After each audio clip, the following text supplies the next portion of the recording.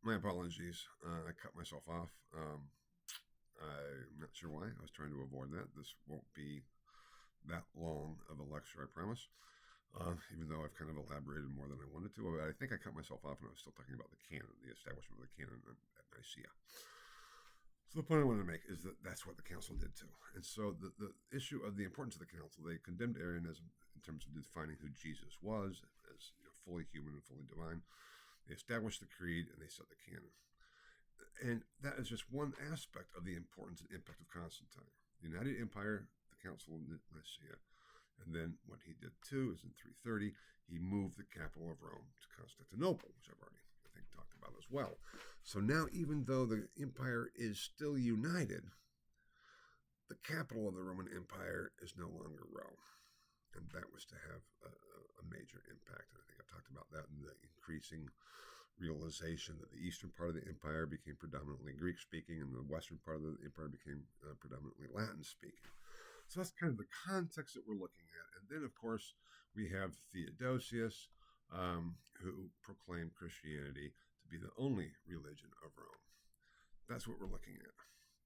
So within this context, we need to see this fall of Rome as this transformation, this rather long-term transformation for over a century and then on into the 5th century. So like a 2-century period of a transformation of the Roman Empire rather than the fall of the Roman Empire. And we'll talk about that even more.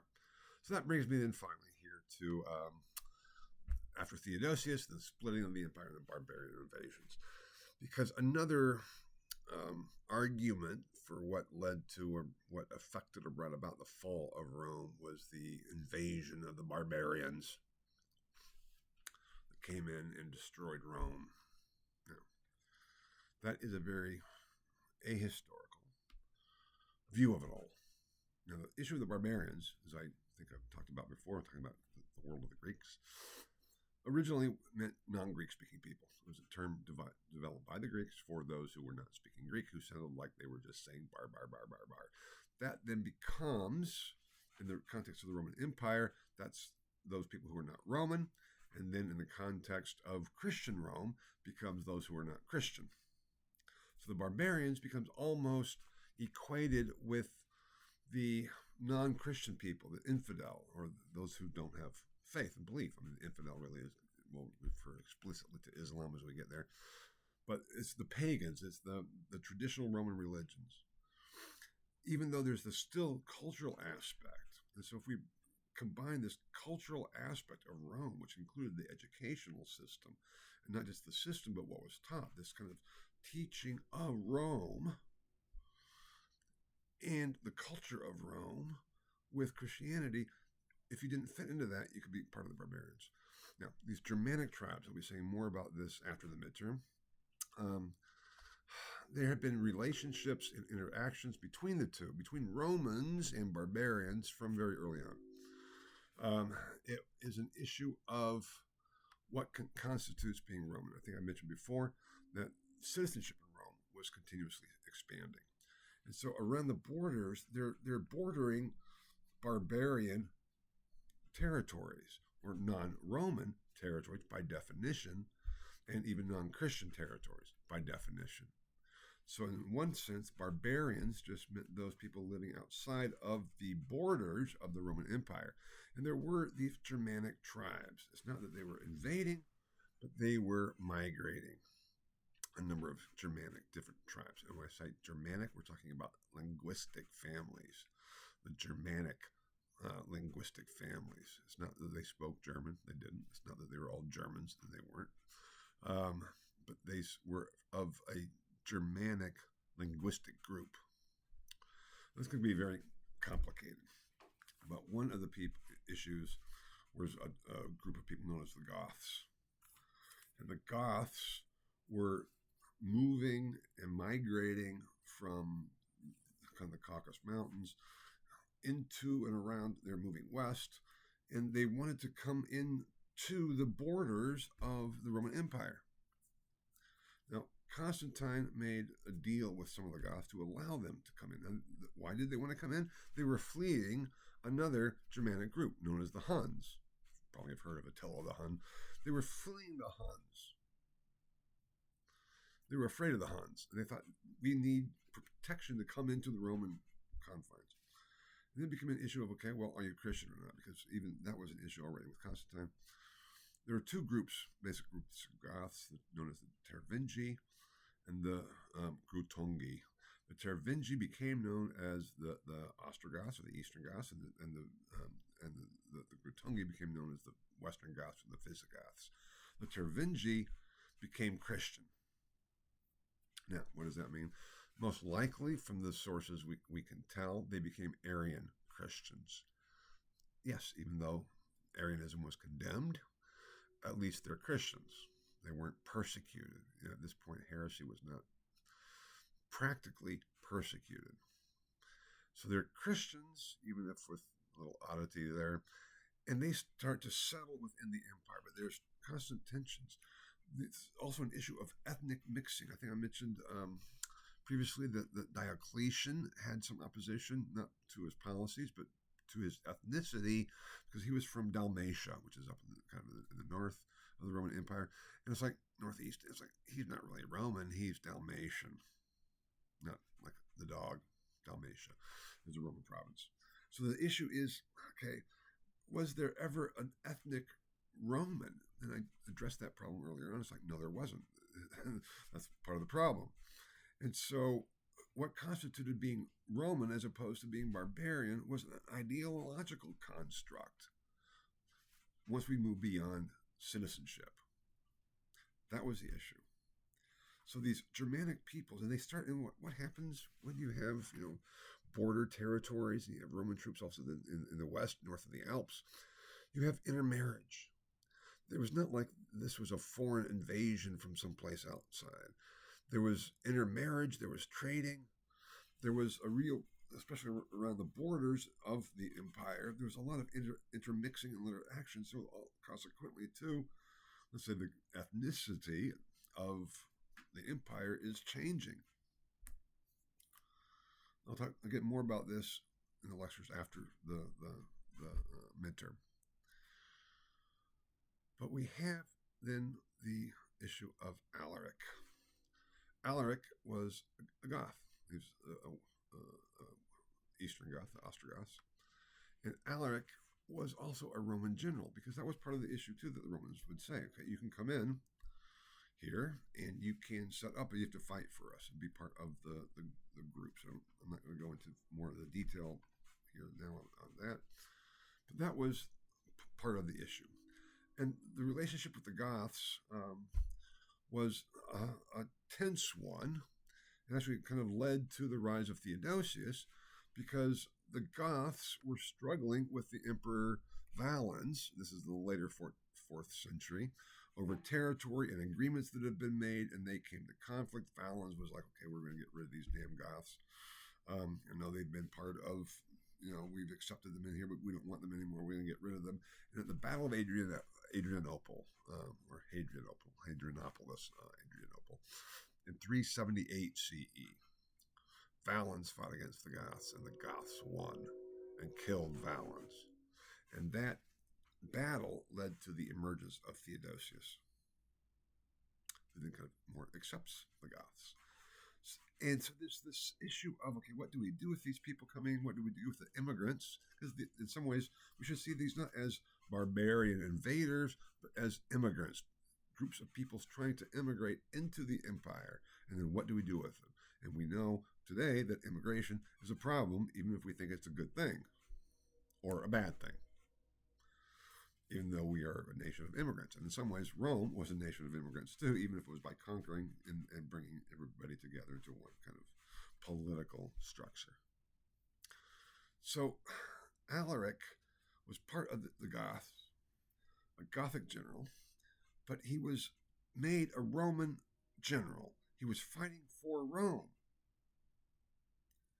And he had made agreements with the Senate in Rome, because the Senate in Rome was still there even after Constantine moved. But by this point, too, there had been the split, which I think I've mentioned and I should have talked about before. The split between East and West. I have up there on the slide, yeah, Augustine and Hippo and Defense of Christianity. I've already addressed that in the previous lecture. Um, because when Theodosius dies in 395, he splits the empire again between his two sons, Honorius and Arcadius. Honorius becomes Augustus in the west, and Arcadius becomes Augustus in the east. Now, these were very much along the lines of the exact lines of the tetrarchy of Diocletian. The only issue is they did not include the Caesars underneath the Augusti. They just had the two split, east and west, and already the capital of Rome was in Constantinople, but the Senate of Rome remained in Rome. So that's kind of this structure here. And so the western part under Honorius was struggling to govern the western part of the empire. And so when Alaric appealed to the Senate to say, you need to pay my troops, you need to provide me the funds to pay my troops. This gets in the whole issue of the relationship between Roman generals and their troops, which was there with Constantine and before Constantine and been there for a while, but was there with Julius Caesar already, is that Roman troops became most loyal to their general, not to Rome, but to their general. The general was the one who paid them, was responsible for paying them, providing them the funds, providing them with lands when they retired, the whole bit. So the Roman general had a lot of power. The Roman general had imperium, command. And so Alaric, even though it's not the same as being part of the Roman legions that we think of as Julius Caesar, because the Goths said, okay, you're a separate group fighting for Rome as Roman soldiers. They're in north of the Alps. You can go over there.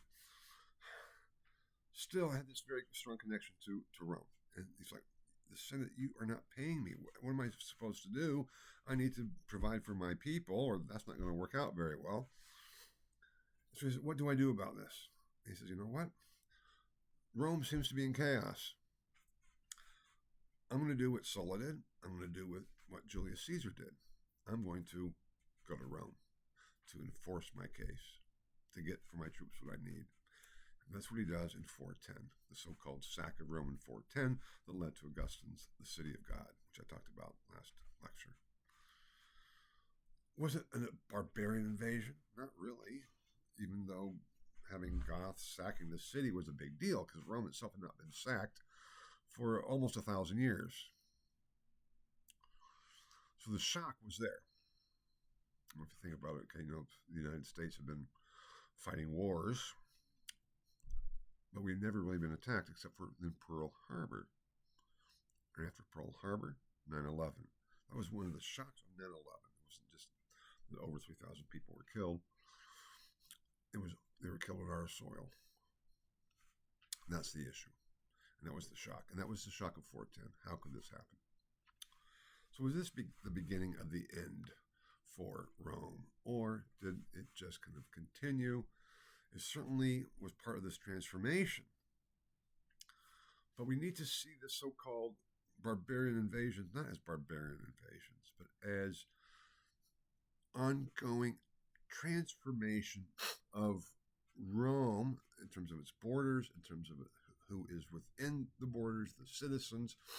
And I will be talking later about the Germanization, excuse me, the Germanization of Rome and the Romanization of the Germans, so to speak. That's after the midterm. But can we really equate this with the fall of Rome? Because if we do, what does it really mean? Did Rome fall in 410? No. Did the United States fall on 9/11? No.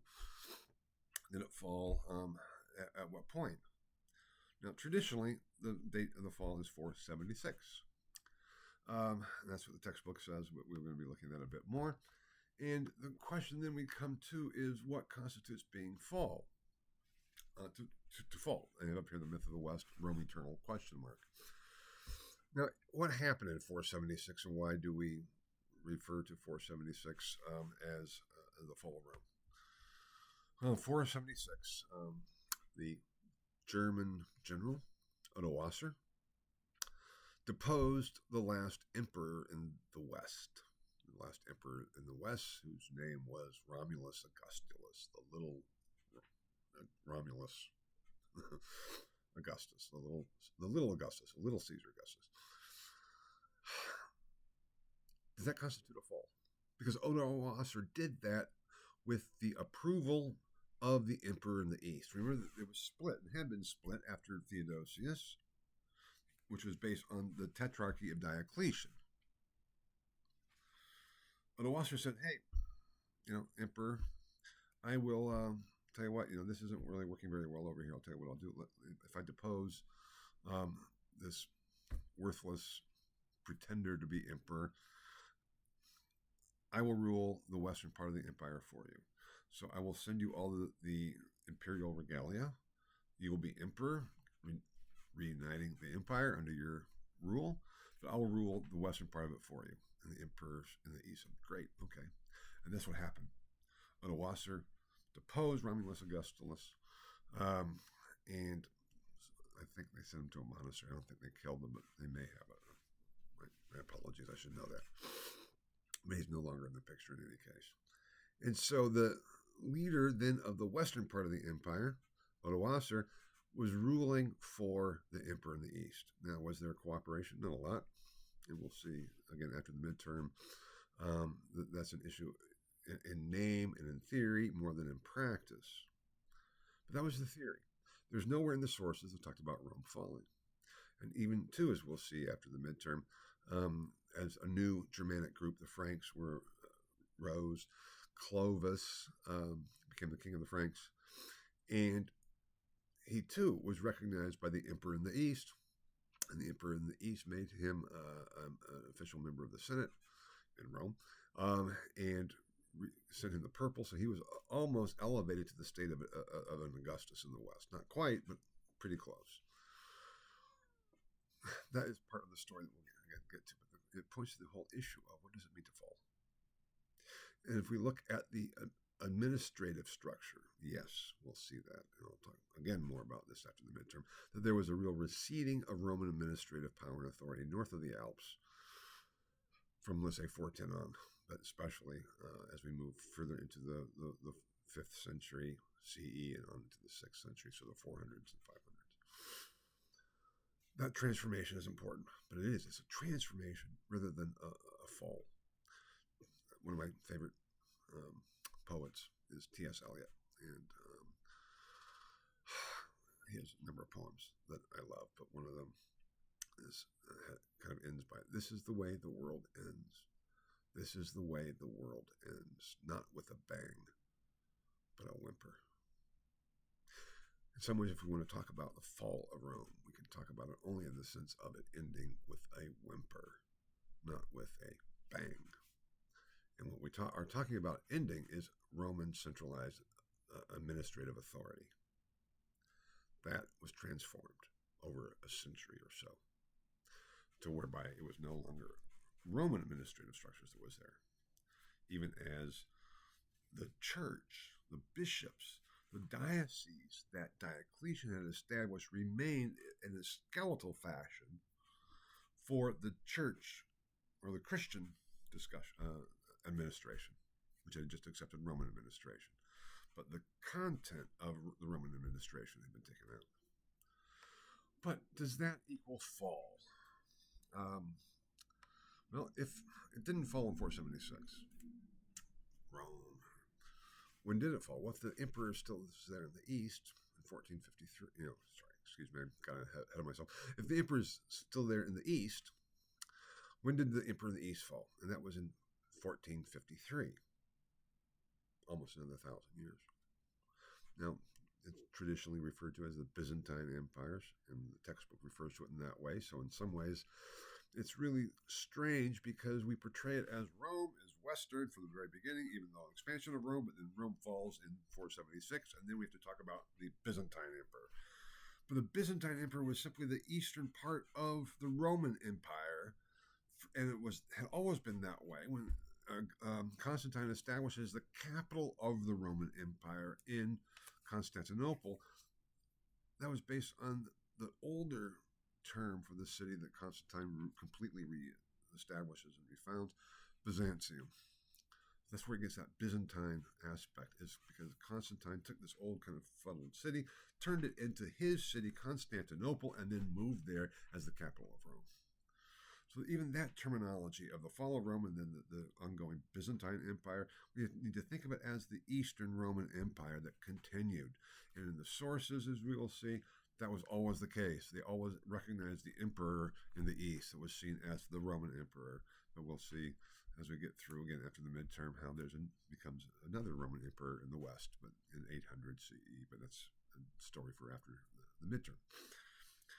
But if it's not 1453, because at 1453, there was another person that claimed direct continuity with the Roman emperors, and that was someone who became known as the Holy Roman Emperor, which we'll be talking about again after the midterm.